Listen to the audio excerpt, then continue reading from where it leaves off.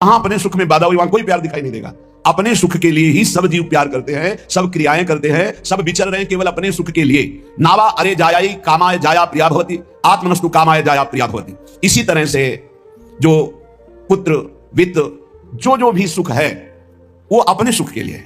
हमें सुख मिलता है इसलिए हमें पुत्र प्रिय है, पुत्री प्रिय है, धन प्रिय है, मकान प्रिय है, हमें सुख मिलता है। जिस दिन हमें सुख मिलना बंद हो गया हमारा प्यार कहीं नहीं रह जाएगा। अब ये सुख का तारतम्य देखना है कि वास्तविक क्या इनमें सुख है। देखो यहां कह रहे हैं नावा अरे पति कामाय पति प्रियो भवति, पति प्रिय नहीं है, पति से कामना की पूर्ति होती इसलिए प्रिय है। ऐसे कितने उदाहरण हैं पुत्र के लिए, पत्नी के लिए, माता पिता के लिए, अलग अलग संबंधों में। हमारा शास्त्र कहता है हम केवल सुख से प्यार करते हैं, सुख से, अपने सुख से। अगर हमको दुख का संबंध दिखाई देने लगे तो सब संबंध छोड़ दें। और सुख है नहीं, केवल सुख की छाया में फंसा करके ये माया हमें बांधे हुए है, जिसे तुम सुख समझते हो। ये सुख नहीं, सुख की छाया है, समझ पड़ती नहीं, ये गिरधर की माया है। जैसे किसी व्यक्ति की छाया को पकड़ने चलो कभी पकड़ में नहीं आएगा, क्योंकि वो व्यक्ति की छाया है। तो ये सुख की छाया सी दिखाई देती है मृत्यु लोक में या ब्रह्मा के द्वारा रचे हुए अन्य लोकों में। सुख तो सुख सिंधु भगवान के नाम रूप लीला धाम में है। इस सुख का तारतम्य वर्णन करते हुए कहते हैं कि सबसे बड़ा सुख जो आनंद सिंधु सुख राशि सीकर तय त्रैलोक सुपासी। सीकर कहते हैं एक बूंद जैसे ऐसे मारो उसमें जो छोटे कण निकलते हैं उसे सीकर कहते हैं। आनंद समुद्र भगवान के एक बिंदु के एक सीकर के सुख से पूरा त्रिभुवन सुपास, पूरा त्रिभुवन सुखी हो रहा है। जो सुख का आभास भी मिल रहा है वो सच्चिदानंद भगवान है, इसलिए सुख का आभास मिल रहा है। शास्त्र कहता है यदि आनंद की प्राप्ति करनी तो आनंदो ब्रह्मेति गजानाथ आनंदाद्धेव खल्विमानि भूतानि जायन्ते आनंदेन जातानि जीवन्ति आनंदम प्रयन्त्यभि संविशन्ति थी। वेद कहता है आनंद से ही हमारी उत्पत्ति हुई है। हम आनंद सिंधु भगवान के अंश हैं, इसलिए सहज सुख राशि, चेतन अमल सहज सुख राशि। आनंद ब्रह्म है, उसी आनंद ब्रह्म से हमारी उत्पत्ति हुई, अर्थात हम उसके अंश हैं। हमारा स्वरूप भी आनंद स्वरूप ही है और आनंद की ही हम खोज कर रहे हैं, आनंद के लिए ही हम कर्म कर रहे हैं, आनंद के लिए ही हमारा जीवन है। पर हम आनंद में प्रविष्ट होना नहीं जाने कि आनंद है कौन सा। हम समझते हैं शरीर में आनंद है, पुरुष शरीर में, स्त्री शरीर में, अमुक धन में, अमुक भोग में, अमुक क्रिया में। आज तक किसी को आनंद नहीं, ग्लानि और पश्चाताप प्राप्त हुआ। आनंदम ब्रह्मणो विद्वान न विभेति कुतश्चन आनंदो ब्रह्मेति वजानात। जो परमात्मा है, योगी जन जिसे परमात्मा कहते हैं, ज्ञानी जन जिसे ब्रह्म कहते हैं, भक्त जन जिन्हें भगवान कहते हैं, प्रेमी जन जिन्हें लाडिले कहते हैं, वो आनंद स्वरूप है, वो सुख समुद्र है। भयग्रस्त प्राणी जब तक इनकी शरण में नहीं आएगा तब तक कुछ भी कर ले वो आनंद को प्राप्त नहीं हो सकता। हमारा सब जगने से लेकर सोने तक और बाल्यावस्था से लेकर के वृद्धावस्था तक और जन्मने से लेकर मरने तक एक ही चेष्टा है कि मुझे आनंद मिल जाए, क्योंकि हम आनंद के अंश से आनंद की खोज कर रहे हैं। यदि तत् सुकृतम रसो वैशः रसम हृवायम लब्ध्वानंदी भवतु। वो परमात्मा स्वयं रूप तत्व रूप है, पूर्ण रस स्वरूप है, और जो इस रस स्वरूप परमात्मा को जान लेता है वो ब्रह्मानंद में डूब जाता है, वो आनंदमय हो जाता है। हम आनंद की खोज कर रहे हैं भोगों में। वो वेद शास्त्र पुराण ऋषि मुनि क्या कह रहे हैं कि आनंद स्वरूप परमात्मा है, और जो उस परमात्मा रस स्वरूप परमात्मा का अनुभव कर लेता है, जान लेता है, वही आनंद को प्राप्त होता है।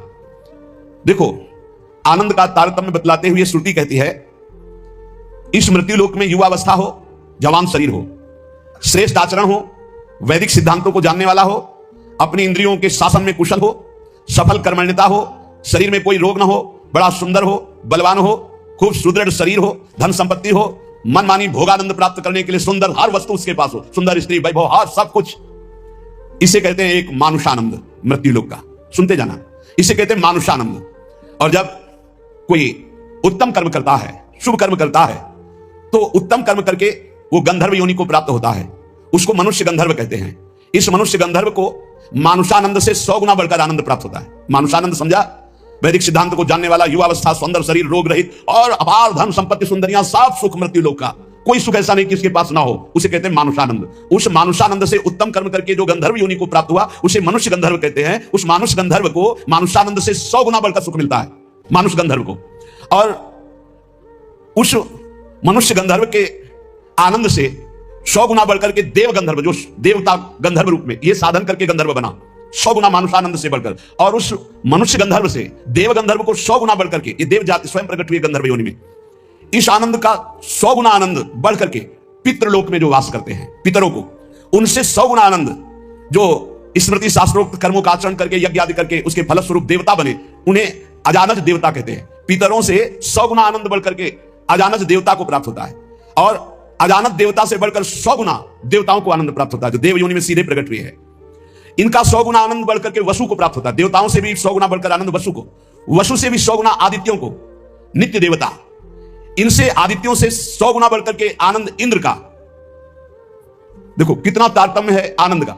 और इंद्र के आनंद से 100 गुना आनंद बढ़कर के बृहस्पति जी का, बृहस्पति जी के आनंद से 100 गुना आनंद बढ़कर के प्रजापतियों का, दक्ष प्रजापति आदि, ऐसे प्रजापतियों के 100 गुना आनंद बढ़कर के परमेष्ठी पद ब्रह्मा के पद में। और जिनको ब्रह्मलोक तक कहीं आसक्ति नहीं है, ऐसे जो ब्रह्मनिष्ठ श्रोत्रीय महापुरुष हैं, उनके उस अखंडानंद का तो वर्णन ही नहीं किया जा सकता, जिसे मोक्ष सुख कहते हैं।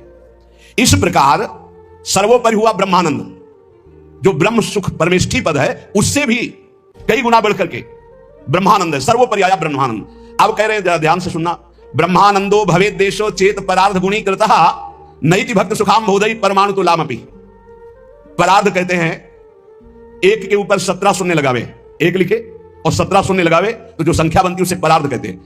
अगर ब्रह्मानंद से में 1 और 17 शून्य लिख करके गुणा किया जाए, मानुषानंद से 100 गुना 100 गुना 100 गुना 100 गुना ऐसे बढ़ते आए, तो सबसे बड़ा सुख हुआ परमेष्ठी पद ब्रह्मा का, और ब्रह्मा से अनंत गुना बढ़कर सुख हुआ ब्रह्मानंद मोक्ष सुख। और उसमें परार्ध गुणी कृता, 1 लिख करके 17 शून्य लगा करके ब्रह्मानंद में गुणा किया जाए तो प्रिया प्रीतम के प्रेम रस के आगे वो कुछ नहीं है। कह रहे हैं परमाणु तुला में, परमाणु बहुत छोटी वस्तु थी, प्रिया प्रीतम के प्रेम भक्ति के आगे जो सुख मिलता है, उस सुख के आगे ब्रह्मानंद में 1 लिखकर 17 शून्य लगाकर परार्ध का गुणा किया जाए तो जो संख्या आएगी वो प्रेम रस के आगे कुछ नहीं, परमाणु के समान भी नहीं। इतना अपार सुख प्रिया प्रीतम के प्रेम में है। हम प्रिया प्रीतम के प्रेम के उपासक मानुषानंद में ही फेल हो रहे हैं। गंधर्वानंद, अजानज देवता, देवता वसु आदित्य, फिर देवराज इंद्र, बृहस्पति, प्रजापति, ब्रह्मा का सुख, और फिर ब्रह्मानंद, और फिर ब्रह्मानंद से भी परार्ध गुणी कृता। ये प्रिया प्रीतम का प्रेम वो परमाणु तुल्य भी नहीं है। ऐसे प्रिया प्रीतम के भजन के लिए, प्रेम के लिए हम मानुष सुख में अपना भजन छोड़ देते हैं। हमारी क्या स्थिति है?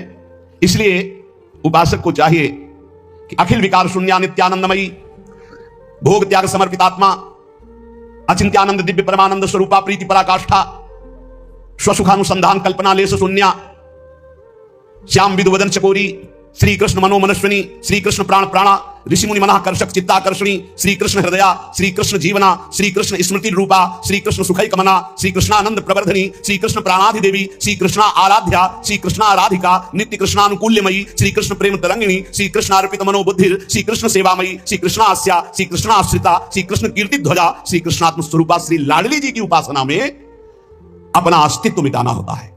जिसे ब्रह्मानंद की भी चाह का त्याग हो जाता है, वो प्रिया प्रेम को प्राप्त होता है। इसलिए उपासक को चाहिए कि पहले अपना लक्ष्य दृढ़ करे। जीवन का चरम और परम लक्ष्य एकमात्र भगवत प्रेम, भगवान की प्राप्ति। ध्यान दीजिए, प्रियालाल की उपासना में सबसे पहले उपासक को दृढ़ निश्चय करना है, आशा बंधा, दृढ़ आशा, इसी जन्म में मुझे प्रियालाल का प्रेम प्राप्त होगा, इसी जन्म में हम प्रियालाल को प्राप्त होंगे, पक्का। बुद्धि केवल प्रियालाल के विषय में ही विचार करे। जीवन भर हमारा एक ही कार्य है साधना का, मय्येव मन आधत्स्व मयि बुद्धि निवेश है। प्रियालाल में मन लगाना है, प्रियालाल में बुद्धि लगानी। बुद्धि का काम है निश्चय करना, मन का काम है संकल्प विकल्प करना। अब निश्चय तो हमारा दृढ़ हो गया कि प्रियालाल ही हमारे हैं, निश्चय हो गया कि सुख है प्रियालाल में, बस ये झूठे संसार में नहीं। अब संकल्प विकल्प करने वाले मन को रूप की प्रियालाल के नाम में, रूप में, लीला में, धाम में लगाना है। श्री भगवत ऋषि जी महाराज कह रहे हैं, हम शिष्य श्यामा श्याम के गुरु, हम श्यामा श्याम। बड़ी ऊंची स्थिति की बात कर रहे हैं। ये तभी होती जब हमारा मन और बुद्धि का निश्चय केवल श्यामा श्याम में है। देखो, ये गुरु शिष्य का संबंध प्रियालाल से संबंध दृढ़ होने के लिए है। वही श्यामा श्याम अपने स्वरूप का प्रकाश करने के लिए, प्रेम का प्रकाश करने के लिए, मार्ग का ज्ञान कराने के लिए गुरु रूप में विराजमान होते हैं, और कोई दूसरा नहीं। गुरु गोविंद न भेद कराए। लेकिन यह बाहरी व्यवहार का क्षेत्र नहीं गुरु शिष्य का, ये शुद्ध परमार्थ का संबंध है। इसमें लौकिकता की गंध भी नहीं है। इसलिए कह रहे हैं, हम शिष्य श्यामा श्याम के गुरु, हम श्यामा श्याम। ओत प्रोत अर्पण कियो निज मन तन धन धाम, निज मन तन धन धाम निरंतर अंतर नाही। निश दिन दुख सुख संग असुचि सुचि घर बन माही।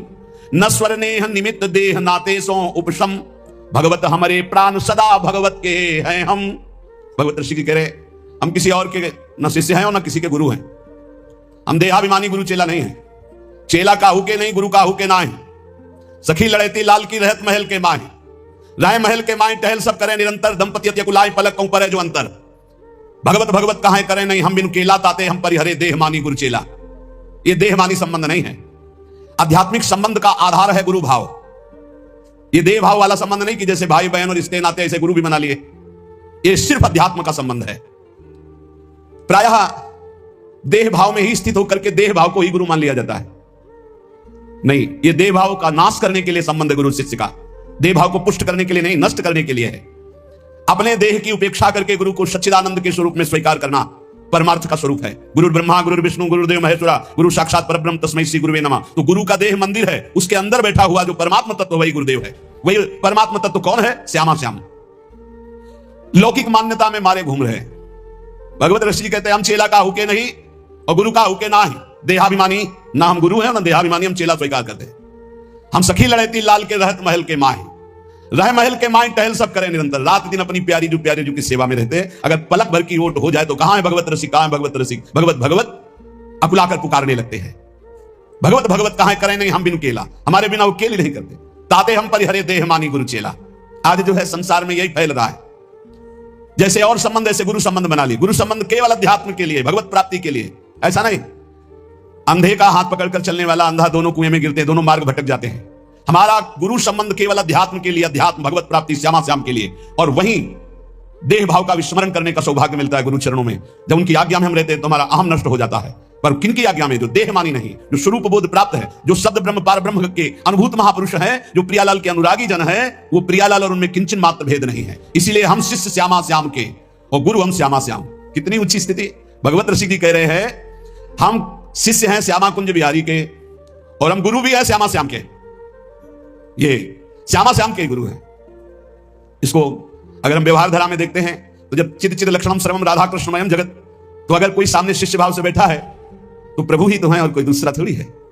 यहां प्रभु है तो सामने भी प्रभु है। व्यवहार देश और नवनिवृत्त निकुंज देश में सखी जो आज्ञा करती है वही प्रिया प्रीतम। कैसी आज्ञा? सखियन की उर ऐसी आई, उनके हृदय में आई कि चलो ब्याह विनोद रचे सुख, तो ब्याह के लिए तैयार हो गई हो। चलो हिंडोला पड़ा हुआ है, सरकार पधारो झूलो झूल ले। जैसा सखी आदेश करती वैसे प्रिया प्रीतम की जैसी रुचि वैसे सखी की इच्छा। सखी स्वरूप से जैसी आज्ञा करते श्यामा कुंज बिहारी वैसे ही करते जैसा निर्देश देती सहचरी। इसीलिए कह रहे हैं गुरु हम श्यामा श्याम के। हम शिष्य हैं श्यामा श्याम के, हम गुरु भी हैं श्यामा श्याम के। बड़ी ऊंची स्थिति। प्रोत प्रोत अर्पण कियो निज मन तन धन धाम। ऐसी स्थिति कैसे आई? अपना तन मन धन सब कुछ अर्पण कर दिया श्यामा श्याम के। तब समझ में आया कि गुरुदेव श्यामा श्याम गुरुदेव, दूसरा नहीं है। गुरुदेव ही श्यामा श्याम है, श्यामा श्याम ही गुरुदेव हैं। और श्यामा श्याम की जब इस प्रकार समर्पण वृत्ति आई तो भावे मोहि जोई सोई सोई करे प्यारे। ये है हम गुरु श्यामा श्याम के। पहली पंक्ति में हम शिष्य श्यामा श्याम के, जोई जोई प्यारो करे सोई मोहि भावे। और दूसरी पंक्ति भावे मोहि जोई सोई सोई करे प्यारे। भावे मोहि जोई सोई सोई करे प्यारे, ये है गुरु हम श्यामा श्याम के। जैसा हमें भाता वैसे हमारे प्यारे युगल सरकार करते हैं। अपने तन मन धन धाम सबका विस्मरण करके एकमात्र श्यामा कुंज विहारी में तन्मय हो जाना, यही गुरु शिष्य के संबंध का स्वरूप है। कोई भेद नहीं रहा, अभेद हो गए। यहां श्यामा श्याम, सामने श्यामा श्याम, आंख मूंदो तो श्यामा श्याम, आंख खोलो तो श्यामा श्याम। ऐसा प्रेम स्वरूप जब जागृत होता है तो कह रहे निष्दिन दुख सुख संग असुचि सुचि घर बन माही। अब शरीर दुख में है या सुख में, शरीर अपवित्र है या पवित्र है, शरीर घर में है या वन में, कोई फर्क नहीं पड़ता। अपवित्र है या पवित्र, कोई फर्क नहीं पड़ता। ये सब प्रारंभिक बातें हैं, पवित्रता अपवित्रता। शरीर शौच में बैठा हुआ है, मन लीला में डूबा हुआ है, सामने प्रिया प्रीतम विराजमान है। अब वहां पवित्रता पवित्रता का क्या? कैसे जालोगे इन बातों को? कह रहे निष्दिन दुख सुख संग असुचि सुचि घर बन माही। अब नश्वर नेह निमित्त देह नाते सो उपसम। ये नश्वर आसक्ति का कारण जो शरीर धर्म है, शरीर संबंध है, शरीर भोग है, इनका जो पूर्ण रूप से त्याग कर देता है वही इस स्थिति को प्राप्त होता है। अब हमारे श्यामा कुंज बिहारी प्राण धन सर्वस्व है, सर्वस्व है। वही हमारे शिष्य हैं, वही हमारे गुरु हैं, वही हमारे जीवन है, वही हमारे प्राण हैं। यहां कह रहे कि केवल बुद्धि रात दिन श्यामा श्याम का विचार करे। पहला जीवन का चरम लक्ष्य भगवत प्रेम भगवत प्राप्ति। दूसरा हमारी बुद्धि केवल विचार करे तो श्यामा श्याम के ही विषय में, किसी व्यक्ति वस्तु स्थान का अगर हमारा चिंतन हो रहा, संबंध हो रहा, तो श्यामा श्याम के संबंध से हो। जैसे गोस्वामी तुलसीदास जी कहते हैं नाते नेह राम के मनियत सुहृद सुशीब जहां लो। अगर ऐसा नहीं तो फिर हर वस्तु व्यक्ति स्थान में एक आसक्ति है, वो बांध लेगी, आप श्यामा श्याम तक नहीं पहुंच पाएंगे। इसलिए बुद्धि का जरूरी है प्रिया प्रीतम में स्थित होना। अगर बुद्धि ये निश्चय कर ले कि परम सुख स्वरूप श्यामा श्याम ही हमारे हैं, हम श्यामा श्याम के हैं, सुख है तो श्यामा श्याम के नाम में, रूप में, लीला में, धाम में। अभी आपने सुना आनंद का तारतम्य। तीसरा, जो गुरुदेव ने नाम दिया इससे बढ़कर महत्व किसी नाम में नहीं होना चाहिए। किसी की निंदा नहीं, सब नाम हमारे प्रभु के हैं, पर हमारे लिए सर्वश्रेष्ठ नाम हो गया जो गुरु ने दिया है, जो मंत्र दिया, जो नाम दिया। एक आंतिक में आए और बोले हम कुछ 2-4-6 महीने से हम आपके शिष्य हैं, मंत्र ले लिया है। स्वप्न में एक महात्मा आए और उन्होंने हमको और मंत्र दिया है। तो अब तो हम समस्या में फंस गए कि आपका दिया गुरु मंत्र जपें या स्वप्न में कोई और महात्मा आए थे उनका दिया जपें, क्या करना चाहिए? हमने कहा तस्मात् शास्त्रम प्रमाणम। जब सप्तऋषि जी आए स्वप्न में नहीं, सीधे साक्षात आए पार्वती जी के पास और कहा किसके लिए तपस्या कर रहे हो? महादेव जी के लिए। महादेव जी में क्या है, चलो हम तुम्हें भगवान नारायण को पति रूप में, भगवान विष्णु वैकुंठाधिपति अपार वैभव, उनको। तो जो माता जी ने बात कही पार्वती मैया ने, वही बात पकड़नी है। उन्होंने कहा तजऊ न नारद कर उपदेशु, आप कहें सतबार महेशु। सप्तऋषियों, अपने गुरुदेव नारद जी के उपदेश का मैं कभी त्याग नहीं कर सकती, चाहे स्वयं इष्ट देव भगवान शंकर आकर सैकड़ों बार कहें तो भी। तजऊ न नारद कर उपदेशु, आप कहें सतबार महेशु। कोटि जन्म लगी रगर हमारी, बरों संभुनता रहूं कुमारी। करोड़ जन्म लूंगी, हर बार अपने गुरुदेव के दिए हुए मंत्र का अनुष्ठान करूंगी और देवाधिदेव महादेव को पति रूप में वरण करूंगी, अन्यथा कुमारी रहूंगी। बहुत सी कन्याएं और बहुत से वर हैं, आपको ब्याह कराने का शौक है तो आप जाइए, लेकिन मैं पर्वत से प्रकट हुई हूं, हिमालय से, मैं अडिग हूं अपने गुरुदेव के वचन में। तो यहां कह रहे उपासक को चाहिए कि अपने गुरुदेव के दिए हुए नाम मंत्र में ही निष्ठा रखे। स्वप्न में क्या, जागृत में आके ब्रह्मा भी उपदेश कर दें तो अपने गुरु के वचनों को नहीं टाल सकते, तभी उपासक आगे बढ़ता नहीं, माया रौंद देगी। चल के देख ले कोई। नित्य निरंतर गुरु प्रदत्त नाम और रूप, जो रूप गुरुदेव ने बताया, हमारे गुरुदेव क्या नाम रूप बता रहे? बोले राधा वल्लभ लाल को हृदय ध्यान मुख नाम। ये गुरुदेव हरिवंश चंद्र जो बोल रहे हैं। सब सोहित निष्काम मति श्री वृंदावन विश्राम, श्री राधा वल्लभ लाल को हृदय ध्यान मुख नाम। बस रात दिन राधा वल्लभ श्री राधा राधा। गुरुदेव कह रहे राधा नामैव कार्यम हेनुदिन मिलितम साधना घीष्ट कोटिस। राधा राधा यदि ऐसा कहने को मिल जाए तो सब बात बन जाए। गुरुदेव ही कह रहे हैं, हरिवंश चंद्र जी कह रहे हैं। अनुल्लिख्यानंतानपि तदपि राधान मधुपतिर महाप्रेमा विष्टम तो परम देयम विमृशति तवैकम श्री राधे गृणते ही नामामृत रसम महिम्नः का सीमाम स्पृशति तो उदास्य ही कमनसाम। अब राधा नाम के लिए कल हम एक हम दिखा भगवान शंकराचार्य जी के पद पर विराजमान होकर कि भगवान शंकर भी नहीं चाहते हैं कि राधा तत्व को हमें बोलना पड़े, क्योंकि जब पार्वती जी प्रश्न करती हैं तो गंभीर हो जाते हैं। पार्वती जी ने हटकर पूछा आप गंभीर क्यों हो जाते? तो कहते बहुत गुप्त रस है, इसके लिए विशिष्ट अधिकार चाहिए हे देवी, इसलिए जब जब आप प्रश्न करती मैं मौन धारण कर लेता हूं। तो उन्होंने कहा जब भगवान शंकर मौन धारण करते हैं तो हमारी सामर्थ्य कहां कि हम राधा तत्व पे बोल सके। वो ऐसा बड़ा आनंद मिला। बोले हमारी सामर्थ्य कहां कि राधा तत्व पे बोल, राधा किशोरी कृपा करें और फिर वो हमसे बुलवाएं तो बात हो सकती है, हमारी सामर्थ्य तो नहीं कि मैं बोल पाऊं। ये बड़ा ही गूढ़ रस है। जब तक रसिक महापुरुषों के द्वारा दी गई सांगो पांगो उपासना नहीं की जाती तब तक प्रियालाल के प्रेम सुना भी ब्रह्मानंद में एक लगाकर 1700 परार्ध गुणा किया जाए तो जो श्यामा श्याम से सुख मिलता है वो लव मात्र होगा। ब्रह्मानंद लव मात्र होगा, गुणा करने पर जो संख्या आएगी अपार सुख मिलता है प्रिया प्रीतम में। ऐसी प्रिया प्रीतम की प्राप्ति के लिए जो रसिक गुरुदेव ने नाम दिया है, मंत्र दिया है, रूप दिया है, उसी में हमें स्थित रहना है। देखो मन को एक सच्चिदानंद में लगाना है। माया क्या करती, भटकाव बनाई रहती है, ये विक्षेप पड़ता रहता है। अब मन इसमें नहीं लग रहा है, उसमें चलो उसमें चलो, ये इसकी चाल है। हमको सांगो पांग उपासना पकड़ लेनी अपने गुरु प्रदत्त, अपने आचार्य प्रदत्त। चौथा, समस्त इंद्रियां भोग विलास के लिए लालायित रहती हैं सबकी। अब इनको भोग देना भी है, बिना भोग के बिना विषय के जीवित नहीं रह सकते। शरीर चलाना है, सेवा धर्म पूर्ति करनी है, पानी पीना भी विषय है, अन्न पाना भी विषय है, देखना भी विषय है, सुनना भी विषय है, सब विषय के अंतर्गत आता है। तो यहां अपनी इंद्रियों से जो विषय ग्रहण करना है वो भागवतिक करना है। जैसे हमें पानी पीना है तो प्रभु को अर्पित करके राधा वल्लभ लाल की जय, और फिर भावना करो हृदय में प्रभु विराजमान है, जलपान करो। भोजन भोग अर्पित किया, भगवत स्वरूप प्रसाद, हम प्रसाद पा रहे। वस्त्र प्रसादी, सुनना भगवत विषय, देखना भगवत भाव, बोलना भगवत संबंध से। हर इंद्रियों के विषय को हमें भगवत संबंध से युक्त कर लेना है।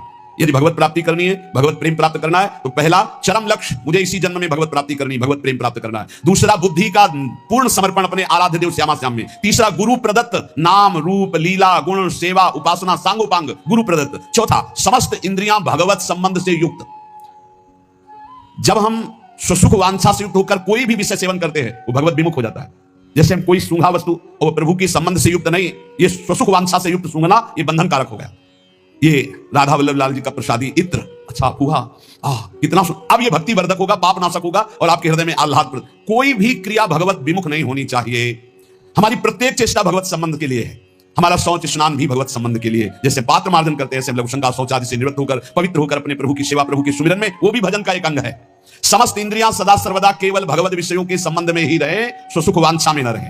पांचवा, जीव का चिंतन प्रत्येक क्षण पदार्थ, व्यक्ति, परिस्थिति, विचार, भोगों के, क्रियाओं के, संबंधियों के, जहां जहां जाए वहां से हटाकर अपने लक्ष्य श्यामा श्याम में लगाओ, या जहां जहां जाए वहां प्रिया प्रीतम की भावना करो। जीवन का प्रत्येक पल किसी व्यक्ति के विचार में, वस्तु के विचार में, स्थान के विचार में, भोग विचार में, जहां जहां जाए वहां से हटाकर श्यामा श्याम में लगाओ, या जहां जहां जाए वहां श्यामा श्याम को देखो। छठवां, चित्त की एक एक वृत्ति से तुम्हारे आराध्य देव कभी हटने ना पावे। बड़ी उत्तम स्थिति होती है उस उपासक की, एक एक वृत्ति भगवदाकार करनी है। जैसे समुद्र में करोड़ों तरंगे, ऐसे चित्त में लाखों करोड़ों वृत्तियां, हर वृत्ति भगवदाकार। गोपी जनों की थी, विक्रेतु कामा खिल गोप कन्या मुरारी पादार्पित चित्त वृत्ति दध्यादिकम मोह वशादवोचत गोविंद दामोदर माधवेति। कैसी स्थिति? बोले बेचने जा रहे हैं दही, पर चित्त की वृत्ति में गोविंद बसे, मुरारी बसे, तो वो कैसे पुकार रहे? कोई गोविंद ले ले, कोई दामोदर ले ले, कोई माधव ले ले। तो ब्रजवासी जन कहते हैं बाबरी क्या बेच रहे? तब शुद्ध आती, अच्छा नहीं तो बोल रही कोई गोविंद ले ले, कोई दामोदर ले ले, कोई माधव ले ले। विक्रेत कामा खिल गोप कन्या मुरारी पादार्पित चित्तवृत्ति दध्यादिकम, बेचना है दही और बोल रही कोई गोविंद ले ले, दामोदर ले ले, माधव ले ले। चित्त की एक एक वृत्ति श्यामा श्याम में अर्पित, ये बहुत आनंद का विषय। गाढ़ चिंतन, जब कभी भगवान की कृपा से तुम्हें सौभाग्य मिलेगा कि 2-4 मिनट के लिए शरीर का विस्मरण हो जाए, पूर्वापर की स्मृति लोप हो जाए, और वर्तमान में जो चिंतन चल रहा है उसी में तदात्म हो जाए, फिर देख लो कैसा आनंद आता है। कभी सौभाग्य से मिनट 2 मिनट के लिए स्थिति जिसकी आई हो या आएगी तो आप देख लेना, पूर्वापर का विचार खत्म, मैं कौन हूं, कहां हूं, कैसा हूं, सब खत्म, केवल स्मृति, मात्र स्मृति, भगवत स्मृति, प्रिया प्रीतम की स्मृति। उस समय जो आनंद, उसका वर्णन नहीं हो सकता। यही आनंद आता है जब एक एक वृत्ति प्रभु में लगा दो। नित्य नई उमंग, नित्य नवीन उत्साह, नित्य नया आनंद उस उपासक को प्राप्त होता है जिसकी हर एक वृत्ति प्रभु में लग जाती है। हर एक वृत्ति लगाने से लगेगी, तत्काल थोड़ी कोई सिद्ध हो जाता है। भगवान ने इसीलिए गीता जी में कहा अभ्यास योग युक्तेन चेतसा नान्यगामिना, ऐसा अभ्यास करो कि चित्त की एक भी वृत्ति कहीं बाहर ना जाए। राधा राधा राधा वल्लभ श्री हरिवंश। 7वां, कहीं भी आसक्ति ना हो, सारी की सारी आसक्ति, सारी की सारी ममता केवल एक युगल सरकार में। बहुत सुख मिलता है, अपार सुख मिलता है। जिससे प्यार होता है, अपनापन होता है, उसकी बात सुनने में सुख मिलता है। अरे वो दिशा अच्छी लगती है, वो दिशा अच्छी लगती है, जिधर अपना प्यारा बसता है ना वो दिशा अच्छी लगती है। उधर से आई हुई वायु ऐसा लगता है प्यारे का आलिंगन हो रहा है। अभी वो प्रेम जागृत नहीं हुआ, इसलिए उस एरिया को कोई आ जाए, अच्छा आप उधर से आए, जहां अपना प्यारा बसता है उस क्षेत्र का कोई आ जाए तो ऐसा लगता है प्यारा मिल गया। उधर की वायु आ जाए तो प्यारा है। जहां प्रीतम जी देश की प्यारी लागे पौन, जिधर प्रीतम बसते उधर से क्या कदापि वसनांचल खेलन, जिधर हमारी प्यारी जो प्यारे जी। सारी आसक्ति, सारी ममता एक बार युगल सरकार के चरणों में समर्पित करने का बहुत बढ़िया अवसर है। बार बार तो बनत नहीं, या संजोग अनूप मानुष तन वृंदा विपिन रसकन संग विरूप, बहुत बढ़िया अवसर मिल गया है। मनुष्य शरीर, महामहिम परम पावन वृंदावन धाम का सानिध्य, रसिकों का संग और युगल सरकार की उपासना, सर्वोपरि उपासना। अभी आपने आनंद के तारतम्य में सुना। सारी की सारी आसक्ति, सारी की सारी ममता केवल युगल सरकार। जब ममता हो जाती है तो श्यामा श्याम, ऐसे कोई बोले ना राधा राधा तो एकदम हृदय में क्या दे दूं इसे, क्या कर दूं, बार बार एक ऋण सा हृदय में जागृत। इसने राधा नाम सुना दिया, इसने प्यारी जो का नाम सुना दिया, क्या इसको दे दूं, ऐसा हृदय लगता है। ऐसा हृदय मिल, जिससे सेवक जी महाराज कहते जो हरिवंश को नाम सुनावे तन मन प्राण तासु बलिहारी। तन मन प्राण न्यौछावर है उसके ऊपर, जो एक बार बोले श्री हरिवंश। सेवक जी महाराज कह रहे ये है आसक्ति, इसे कहते हैं ममता। जैसे गोस्वामी तुलसीदास जी कह रहे तुलसी जाके मुख से धोखे हो निक्षत राम, ताके पग की पगतली मोरे तनु की चाम। धोखे से भी निकल जाए राम, बोले वो इतना पावन हो गया कि उसके चरणों के तलवे और मेरे पूरा शरीर। गोस्वामी तुलसीदास जी कह रहे ये जब रास्ते में नौजवान राधा राधा, एक भाई तो ऐसे कहते श्री राधा, एकदम हृदय उफान आता, क्या दे दूं, क्या करूं इनको, कैसे। नाम में अपार सुख तब अनुभव आएगा जब आसक्ति हो जाएगी। अभी आसक्ति अन्यत्र है, नाम में आसक्ति तो है नहीं। तो एक उपासक कि मुझे नाम जपने में श्रद्धा नहीं हो रही, बिल्कुल ना हो, आप चिंता मत करो। भाव शब्द समझिए, कुभाव अनख आलसहु नाम जपत मंगल दिशि दसहु। भाव से जपो, कुभाव से जपो, मन लगे या ना लगे तुम्हें फल मिलेगा, पक्का मिलेगा, मंगल 10 दिशाओं में होगा। विश्वास करके जपो तो, और एक दिन जब स्वाद लग जाएगा तब आप भी ऐसे ही बोलोगे जैसे बड़े बड़े संत महापुरुष बोलते हैं, नाम जीवन, नाम सर्वस्व, नाम ही हमारा प्राणधन। सारी आसक्ति, यही हमारी साधना है कि हमारी कहीं आसक्ति ना हो जाए, हमारी कहीं ममता बंटवारा में ना आ जाए, कोई हमारी ममता को बांट न ले। केवल प्रियाजू में ममता, केवल जुगल चरणारविंद में ममता। मन में भगवत स्मरण, तन से समाज सेवा, भगवत सेवा, परिवार सेवा, प्रियालाल की भावना से लालसा भगवत प्राप्ति की, भगवत प्रेम की। जीवन धन्य चल रहा है, किसी से प्रमाण की जरूरत नहीं। ध्यान दीजिए, आपका जीवन धन्य है। कैसे? बोले सारी आसक्ति, सारी ममता प्रिया प्रीतम में, मन भगवत स्मरण में, तन समाज सेवा, परिवार सेवा, भगवत सेवा, श्यामा श्याम की भावना में युक्त होकर, और चाहत भगवत प्राप्ति की। बस इस बार तो भगवत प्राप्ति करना है, इस बार तो मुझे भगवत साक्षात्कार करना है। 8वां, जीवन में राग द्वेष न रह जाए। बड़ा खतरनाक है ये राग द्वेष।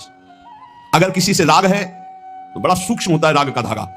और वो जब हमारे ऊपर संकट आएगी, विपत्ति आएगी, या तो वो धागा दिखाई देता है कि अभी वो है ना। द्रौपदी जी को पहले श्री कृष्ण याद नहीं आए, 5 महारथी पति है रथी, वो याद आए, फिर भीष्मादि याद आए, फिर अपनी भुजाओं का बल, फिर दांतों का बल, और जब निर्बल तब महाबल। सुनेरी मैंने निर्बल के बल राम, महाबल प्रभु श्री कृष्ण का तब जागृत हुआ। ये राग बहुत खतरनाक है, किसी से राग ना करे। यही राग जब प्रियालाल के चरणों में अर्पित हो जाता है तो अनुराग कहलाता है। जब शरीर भोग, शरीर संबंधी, यही बहुत फंसा वाला जन्म मरण चक्र का मूल यही राग है। और जब इसमें बाधा पड़ती तो द्वेष हो जाता है। द्वेष बहुत खतरनाक है। भजन कर रहे हैं, कई वर्ष पहले किसी ने कुछ कहा, याद आ गया और जलने लगा हृदय, उसकी पूरी सामने झांकी है, भजन करने प्रभु का, और झांकी है उस द्वेष जिससे हुआ है, और हृदय जलने लगा। या कभी वो सामने पड़ गया तो देखकर जल। द्वेष ना होने पावे अजात शत्रुते सदा, भक्त अजात शत्रुता, एक भी पूरा सृष्टि में शत्रु ना होने पावे। तो बोले क्या भक्त से क्रोध लीला नहीं होती? क्या भक्त क्रोध नहीं करता जैसे द्वेषी पुरुष करते हैं? बोले होता है, लेकिन भक्त का द्वेष ऐसा होता है जैसे जल में रकील खींचो, कितने सेकंड, बस जितने में खींच रहे उतने में, इसके बाद नहीं। ऐसा नहीं कि उसके चिंतन में आएगा कि वो बहुत दुष्ट है, ऐसा कभी नहीं आएगा। अगर कभी ऐसा दिखाई दे रहा है तो वैसे जल में जैसे ऐसे, बस ऐसे किया खत्म। और संसारी पुरुष का द्वेष कैसा होता है? पत्थर की रकील खींच दो तो बनी की बनी, और वो जल की रकील, जल में ऐसे रकील खींचो, एक सेकंड में खत्म। ऐसे भक्त का आवेश होता है, कोई धर्म विरुद्ध या इष्ट विरुद्ध या ऐसा तो एकदम आवेश दिखाई देगा, लेकिन उसी क्षण हो तत्काल बिल्कुल द्वेष, किंचन मात्र नहीं, किंचन मात्र मंगल की भावना नहीं। अगर राग द्वेष है तो फिर वो भक्त कैसा? जीवन में राग द्वेष न रहने पावे, किसी से राग नहीं, किसी से द्वेष नहीं, और किसी भी भोग के प्रति ऐसी प्रचंड ममता कामना ना हो कि प्रियालाल का विस्मरण हो जाए। प्रियालाल का स्मरण करते हुए धर्मयुक्त भोग को जीवन यापन के लिए स्वीकार किया गया है। प्रियालाल का स्मरण चल रहा है और शास्त्र सम्मत धर्मयुक्त भोग है जीवन यापन के लिए, लेकिन शास्त्र विरुद्ध प्रियालाल का विस्मरण करा दे ऐसा भोग भक्तजन स्वीकार नहीं करते, और जो स्वीकार करते हैं वो भक्त नहीं होते। राग द्वेष भक्त के जीवन में नहीं होता, और ऐसी भोग कामना नहीं होती जो भगवत विस्मरण करा दे या शास्त्र विरुद्ध हो। अगर शास्त्र विरुद्ध और भगवत विस्मरण कराने वाली भोग वासना, वो फिर अभी भक्ति रंग नहीं लाई। तीसरा, भजन करते हुए इसी 8वें पंक्ति में 3 बातें। पहला राग द्वेष, दूसरा भोग ममता कामना का जो विषय है वो इष्ट चिंतन और धर्म शास्त्र सम्मत। तीसरा, मद अभिमान नहीं आना चाहिए। भक्ति में भी अभिमान जागृत हो जाता है, सामने वाला ऐसा है, सामने वाला ऐसा है, जहां पर दोष दर्शन होने लगे वहां जान लेना अभिमान आ गया है। बिना गुणाभिमान हुए दूसरे में दोष दर्शन नहीं हो सकता। अभिमान की पहचान दूसरों में दोष दर्शन, अपने में गुण का भाव, गुण का आरोप, अपने में गुण का अभिमान, दूसरे में दोष दर्शन, ये पतन का लक्षण है, सिर्फ पतन का लक्षण। ऐसा हो जाए तो प्रभु के सामने चिल्ला के रो, बचा लो प्रभु बचाओ, अभिमान आ गया। भगवान को अभिमान बिल्कुल पसंद नहीं है। दैन्यता से भगवान प्यार करते हैं और अभिमान से भगवान रोष करते हैं। सुनहु राम कर सहज स्वभाव, जन अभिमान न राखें काऊ। अभिमान आ गया तो कोई होगी बहुत बड़ी विचित्र भयावनी लीला, इसलिए बचो। जहां अभिमान आवे तो रो प्रभु से, प्रभु दूर कर दो। भयावनी लीला करते हैं फिर वो जब अभिमान आ जाता है। देखो कैसी देवर्षि नारद जी के साथ की, कैसे गरुड़ जी परेशान हो गए। भक्त के हृदय में कभी अभिमान नहीं आना चाहिए। अभिमान की पहचान दूसरों में दोष दर्शन, अपने में गुण का आरोप। इसी 8वें सूत्र में चौथा, चाहे जो कुछ नष्ट हो जाए कभी शोक विषाद नहीं करना, रोना नहीं। भक्त है, परिवार का कोई पधार गया है तो कीर्तन कर रहा है, वो रोएगा नहीं। ये रोना केवल मोह ममता का क्षेत्र है और नहीं रोना चाहिए। जब अब गीता जी का पीछे व्याख्या चल रही थी तो जो रोज सुनते हैं उनको याद होगा, रोने वाले के आंसू और नाक लार सब उस जीवात्मा को पीना पड़ता है जो पधार गया है। कभी नहीं रोना चाहिए। उस समय नाम कीर्तन करना चाहिए, भगवत यश गुणगान करना चाहिए, उस जीवात्मा के मंगल के लिए भगवान का नाम जप करके देना चाहिए, रोना नहीं। कुछ भी नष्ट हो जाए, कोई भी मर जाए, शोक विषाद नहीं करना, रोना नहीं। ये भक्ति के मार्ग का विषय। मंजीरा उठाओ, सब मिलकर कीर्तन करो और भगवान का यश गान करते हुए उनकी अंतिम यात्रा। भक्तों की तो मृत्यु भी महोत्सव होती है।